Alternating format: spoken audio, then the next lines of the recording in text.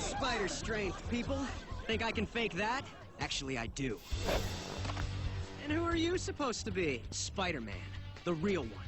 The real one? You don't even have the costume right. I'm in mourning for my buried wreck.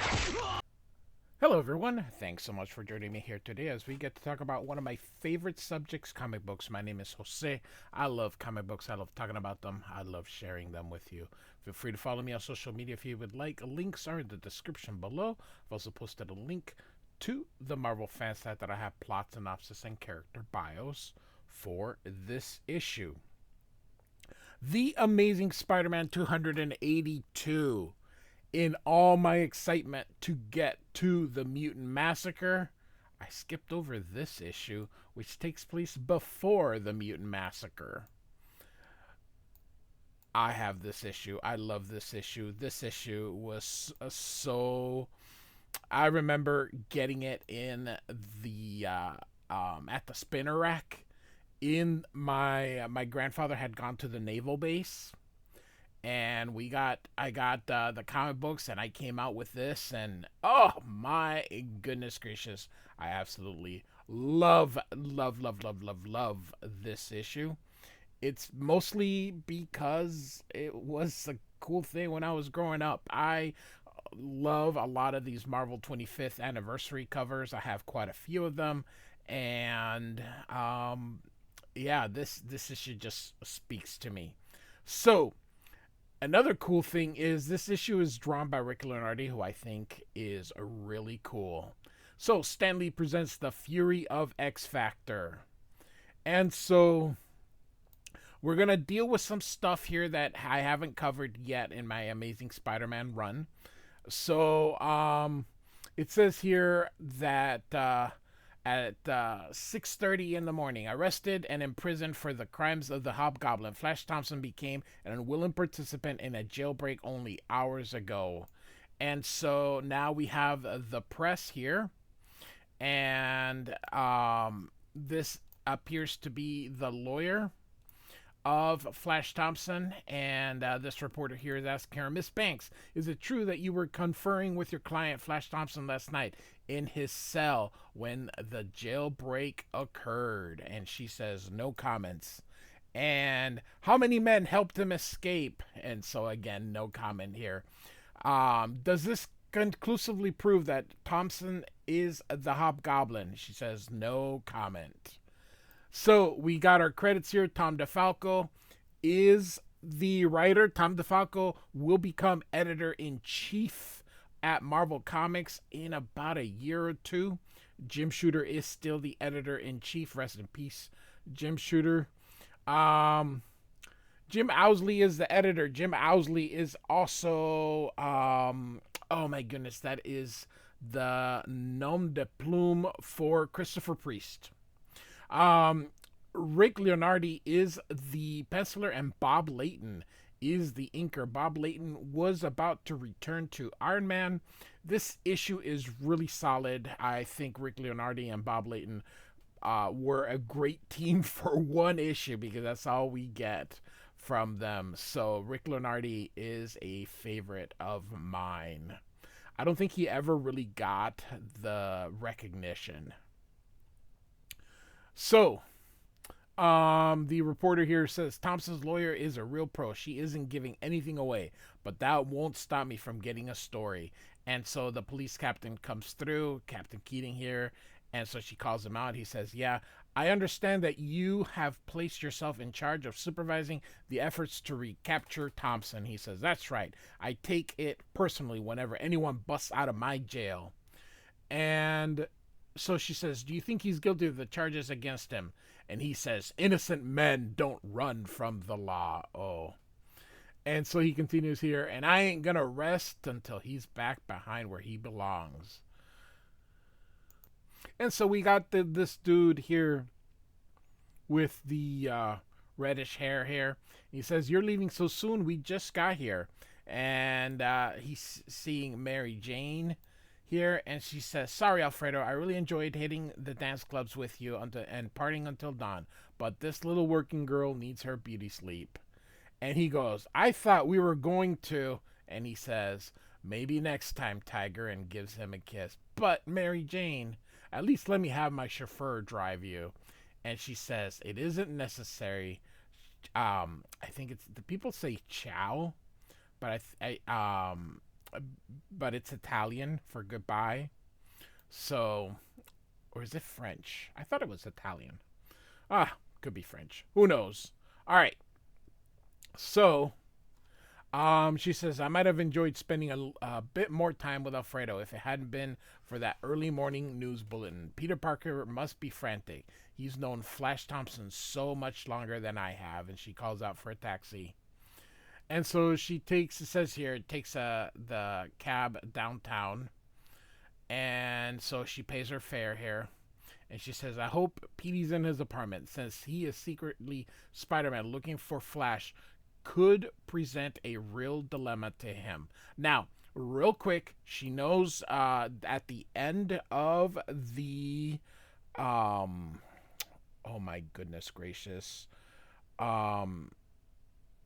the where Venom, she discovers he's Peter, because I think I don't remember. It's been years since I read those issues, but she discovers that he's Spider-Man, with the alien costume that he was wearing. Anyway, she says, I'm sure he really wants to help his friend, but Peter could be in big danger if Flash Thompson really is the Hobgoblin. And so she's knocking on the door, says, Peter, are you home?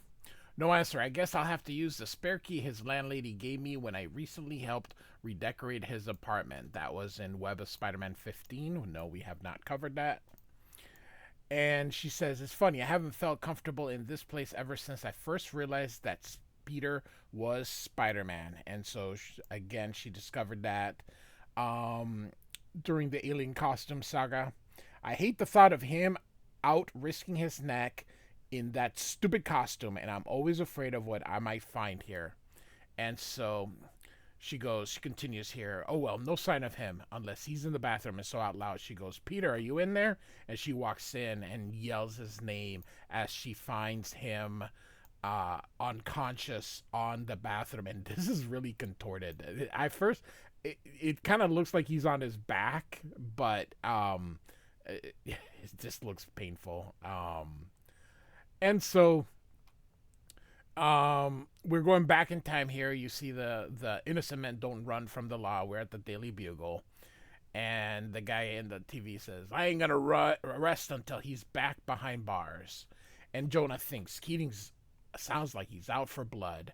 And Robbie says, I don't understand it, Jonah. I was so sure that Thompson wasn't guilty. And Jonah says, you basing his innocence on proof or gut instinct? And Jonah says, these two pictures were taken barely an hour apart, on the day Thompson was arrested for the crimes of the Hobgoblin. They clearly show that Thompson was wearing a slightly different costume from the real Hobgoblin. And then Jonah says, maybe the guy owns more than one Union suit, just like his wall-crawling pal. And Robbie goes back. He couldn't have changed clothes because eyewitnesses report that he was busy fighting Spider-Man at that time.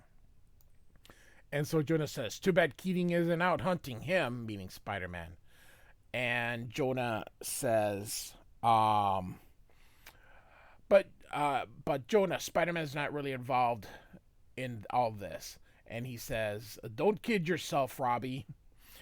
Behind him, an X Factor ad is going to come out, which you can see gets his attention. And Jonah, as he's going to have his sip of coffee, says, though that web-swinging weirdo is the real menace to the public safety.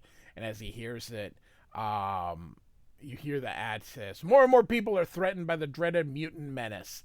They live in secret and plan to destroy the very lives of us normal people. But now X Factor can protect you. If you suspect anyone of mutant activity, call this toll-free number and let the mutant professionals handle it. So we're going to get into their headquarters, and X Factor's out doing a training session. I really like this up view here. Rick Leonardi is really talented, and I love people when they put big wings on Angel, really massive wings. Walt Simonson really did very well on X Factor number 10. Too bad they freaking basically set it up that they're gonna remove the wings. So anyway, they continue practicing here. It's Cyclops and Marvel Girl versus Iceman, Angel, and the Beast here.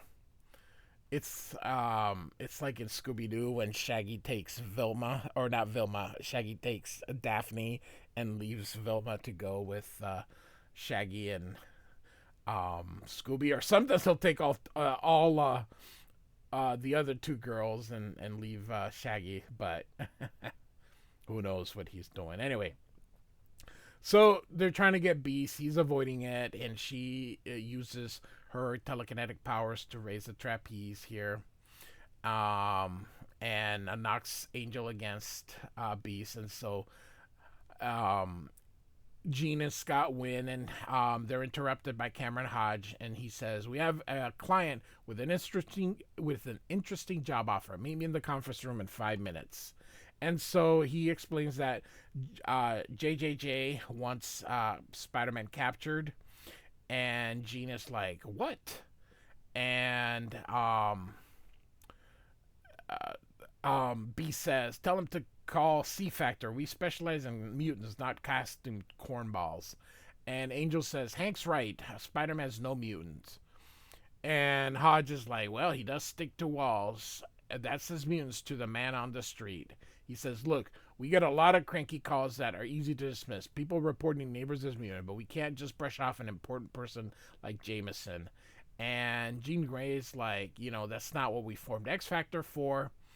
And of course, during this time, I'll give a little recap, just very, very short. X Factor, they created it because Professor Xavier is no longer with the X-Men. He was injured. He's out in outer space with Lilandra during this time. And Magneto, I said Magneto, not Magneto, is basically the headmaster of the school. They think that that's atrocious.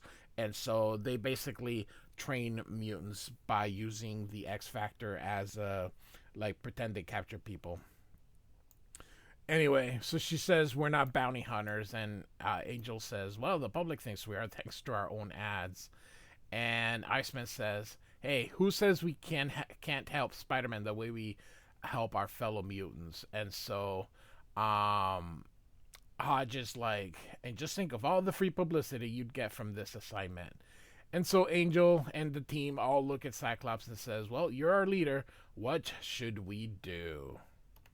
And so Peter wakes up. He's got a bit of a headache here, and so he cries out and like, "Ugh," or something like that. And so I love this, showing her coming in like a person would, like, "Hey, what's wrong?" And just and so Peter's like, "Mary Jane, what are you doing here? How'd I get in bed?" And she says, "Never mind that now. Just tell me why I found you crumpled up on the floor."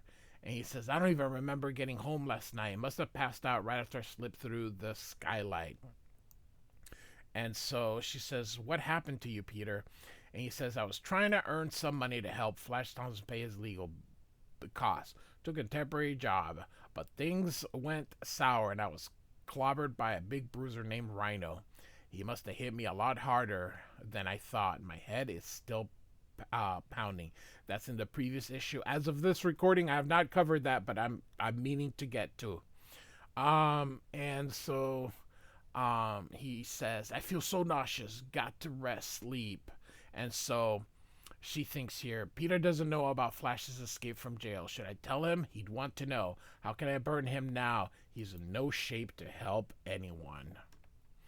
And so back to the Daily Bugle, and Cyclops asks, "Are you absolutely certain that Spider-Man is a mutant?"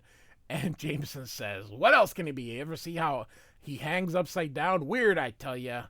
And he says, "We'll need a small retainer before we can work." And he says, Jonah, "How small?" And Cyclops says, 50,000 to start. And he holds his heart. "What? How much is this gonna cost?" And Iceman says, a job like this could run into hundreds of thousands. He's like, here's the first payment. Call me up when it's used up, and we'll discuss whether you should continue.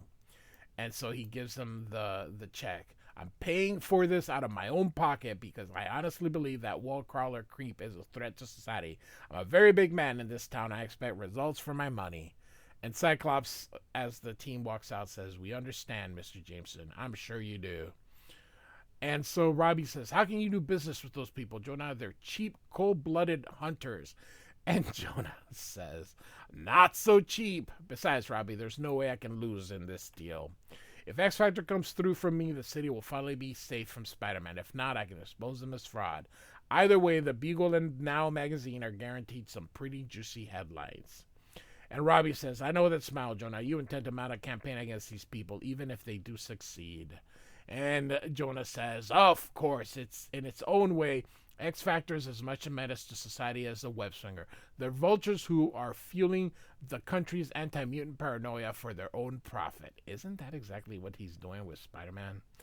Anyway, Robbie says, maybe so, but I don't like the way you set them up. And so Robbie is going to walk out, and you've got his thoughts here. Why should I care if Jonah wants to crucify X Factor? I hate everything they stand for. They hunt mutants the way others used to hunt blacks and Jews. But the Bugle must act responsibly. We're a newspaper, not a smear sheet. And so he says, Betty, have you managed to get Sharon Banks on the phone? And Betty says, I tried her office, but she isn't taking any calls from the press. And she goes, do you mind if I ask why you've been trying to reach Flash Thompson's lawyer? And Robbie says, look, Betty, I know that you and Thompson's go back a ways and that you care for him. Don't get your hopes up, but there's a chance I may have some information which can help her defend him. By the way, how are things between you and your husband, Ned? That would be Ned Leeds. And she says, not good. I love Ned's, but I just can't seem to make him happy. Tell me, Robbie, have you ever hoped that something would work out, but deep down, you knew you couldn't let it? And so now we're back into the apartment here where the TV is going off. And so they're talking about the manhunt for Flash Thompson. So, of course, she turns off the TV, Mary Jane. And so Peter says, why don't you tell me about Flash? And she says, Peter, how long have you been standing there? He says, long enough. What good would it have done? Look at yourself. You can't help him. You can barely walk. And so he's like, bathroom, must get me to the bathroom. He's like, what? Didn't you say so, Tiger? Just lean on me. We're almost there. And so she takes him to the bathroom here, and she says, I've never seen Peter so weak, so helpless, but I still don't trust him. And so she kind of looks at the bathroom here. He and his stupid sense of responsibility, the shape he's in, he's crazy enough to try going after Flash. Anyway, but he can't go web swinging in his undies. I'll just slip his costume off its hanger and stash it in. He's like, oh no, it's gone. So she's like, Peter, don't do it. Do you hear me? Don't be crazy, Peter. But he has gone to Skylight, and off he goes. And he's like, I was hoping a little web swinging would clear my mind. No such luck. It's pounding worse than before. Oh, man. McFarlane before McFarlane. This guy is so freaking good. I really love Rick Leonardi. Anyway, Spider-Man continues with his thoughts here. Mary Jane was right. This is nuts. I can barely fire my webbing straight. If Flash really is the Hobgoblin, I won't have a chance against him. But if he isn't, he needs me more than ever. And he's complaining about how dizzy he is. He can barely web swing. He's like, do I really need this grief? I can't even concentrate. So, all right, so here's the lawyer. And Robbie approaches her, and he's like, she goes, I've already told your secretary that I'm not to discuss Flash Thompson's case with you, and I meant it. And she slams the door. He's like, I don't need this aggravation. Maybe I should just forget Thompson and concentrate on my own personal problems.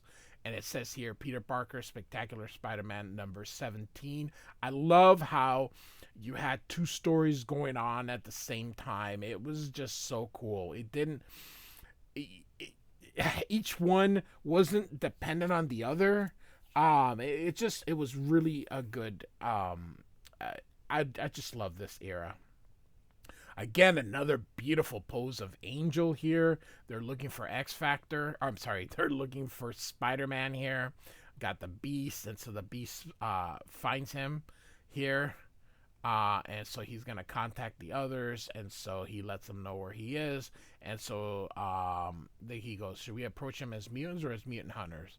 And Cyclops says, "The gamble either way, but I think we better slip off these X Factor jumpsuits if we don't want the public to realize that we're fraternizing with the enemy." And so the spider sense goes off, and he sees the Beast, and he says, "Relax, Wallcrawler.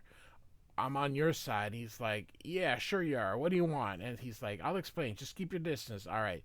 You sound like you're in pain." And so he's not doing away, but he knows that they're trying to capture him. So the spider sense, and here, oh my gosh, another beautiful image of Angel here. And so catches Angel here, and again sends them toward each other. Next thing you know, uh, Spider-Man is basically doing the same thing that was happening in the practice session, and then he's in pain again. He says, "I don't want to fight anymore. I don't even want to be Spider-Man. I recently decided to retire my webs for good." And that was in Spider-Man 275. He always wants to retire for good, but I can't do that while my friend Flash Thompson is still in trouble with the law. And then he goes, "Hey." And so we see Iceman throwing at it. He's like, "I recognize him, the former X-Men." And he's like, "Why are they after me?" And so he's like, "Stop it, Iceman. You're only antagonizing Spider-Man." And he says, "You saw the way he attacked the Beast and Angel. Maybe Jameson's right. Maybe he is a menace." And he's like, "Oh, head's pounding so loud I can barely hear them, but it sounds like they're preparing to attack." And he goes, "Well, if there's gonna be a fight, it's gonna be on my terms." So Spider-Man is gonna go on them. And he's like, sorry. And then we're like moving a scene here. It's the lawyer, and she's like trying to avoid the press, but Robbie's here. And so he's like, "The way you've been hounding me all day, Mr. Robinson, don't you ever give up." He says, "Now when an innocent life is concerned, take a look at these pictures. They may help defend your client." And she goes, "What?" And so she says, "You've been trying to help me after all the grief I put you through, Mr. Robinson. More people should have your sense of responsibility." And so here we go. We're continuing the fight. Spider-Man hits the chimney here, and Cyclops pulverizes it. And so Beast goes. Spider-Man hurls him toward Iceman. He says, "Maneuver 14D." And so, Jesus. And so he goes here and tosses him back to Spider-Man. And now Cyclops hits him. He tries to avoid it. Angel hits him and bumps him into Jean Grey. And he sees that she's falling, and he's going to try and get her. He does, and then he's unconscious. He is down. They're like, she says, "Good, he'll never know I could have saved myself telekinetically. Now what?" And Cyclops says, "That's the question. Do we turn him over to J. Jonah Jameson, or do we try to help him?" And she says, "After what happened here, we don't have much choice, do we?"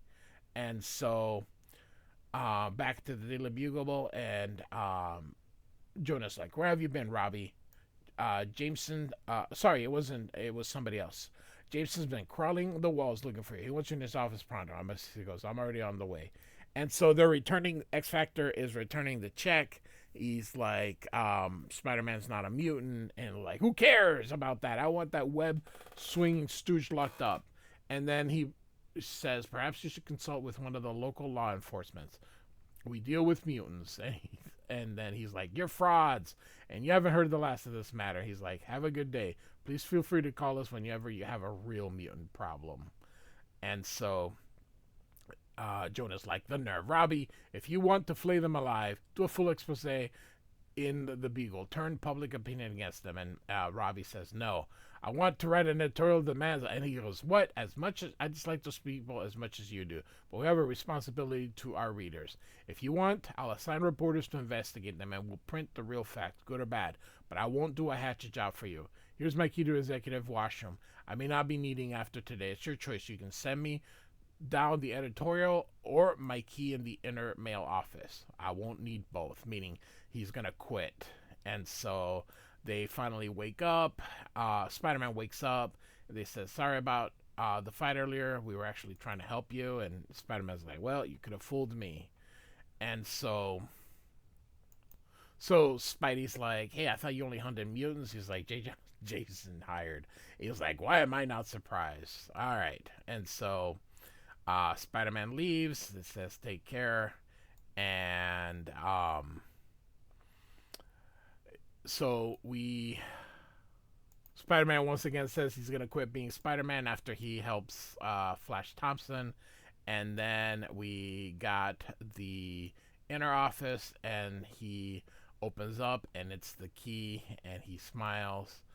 And Jonah says, anybody ever tell you there can be an unswerving, unreasonable, pig-headed old goat on occasion? He says, I learned from Master. And then Jonah's like, care for a drink after work? And he says, I prefer coffee. That bit with the key was impressive. I never realized you had such flair for the dramatic. Sometimes, if the end justifies the mean, and you see the end being nice and bold to let you know that this is the end of our story. Amazing Spider-Man 282. Tom DeFalco, Rick Leonardi with Bob Layton in the inks. This issue looks crisp. It looks very well. It's one of my favorites. It's not even that expensive. Go buy this issue. It's you can probably get it on eBay for like $5 with another. So $10 with the shipping total. It's just absolutely awesome. Like and subscribe, and I do thank you so much for listening. Goodbye.